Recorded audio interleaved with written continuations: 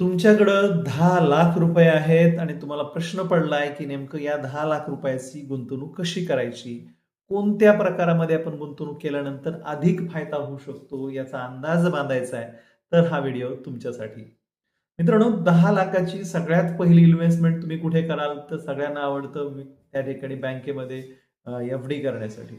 तर बहुतेक लोक बँकेमध्ये एफ-डी करतात. 10 वर्षाच्या शेवटी साधारणपणे काय परिस्थिती असेल, तर तुम्हाला 10चे कदाचित 20 लाख झालेले असतील. दाम-दुप्पट पैसे तुम्हाला 10 लाखाचे झालेले मिळतील. कारण की व्याजाचे दर सध्या कमी होत आहेत. दुसरा पर्याय येतो, तोही सध्या खूपच आकर्षक वाटतोय लोकांना आणि तो आहे सोन्याचा. सोन्यामध्ये जर तुम्ही आजच्या घडीला आजच्या भावाला 10 लाख रुपये गुंतवले, तर साधारणपणे 7 तोळ्याच्या आसपास सोनं तुम्हाला मिळेल. आणि 10 वर्ष पार झाल्यानंतर काय परिस्थिती असेल, याचा फार अंदाज आपण या ठिकाणी करू शकणार नाही. कारण की सोन्याचे भाव जे वाढतात, ते जागतिक तणाव निर्माण जेव्हा होतो, जसं आज आहे, तशा परिस्थितीत सोन्याचे भाव वाढतात. तिसरा पर्याय कोणता आहे? तर तिसरा पर्याय आहे म्युच्युअल फंडामध्ये एस-डब्ल्यू-पी करणं.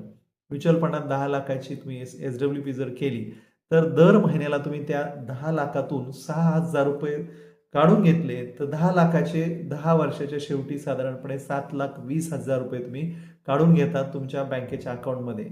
आणि मग तरी बॅलन्स म्हणून या म्युच्युअल फंडाच्या अकाउंटमध्ये किती रुपये राहतात, याचा कधी विचार केलाय का मित्रांनो? तर हा जो आकडा आहे, तो आहे 17,60,000 रुपयाच्या आसपास. जर आपण या ठिकाणी म्युच्युअल फंडातल्या गुंतवणुकीचा व्याजदर हा साधारणपणे 12% समजल्यास. तर मित्रांनो, मग या तिन्हीही पर्यायाचा विचार करता निश्चितपणे तुम्हाला असं वाटू शकतं, की म्युच्युअल फंडातली जी एस-डब्ल्यू-पीची संकल्पना आहे, ती अधिक आकर्षक आहे.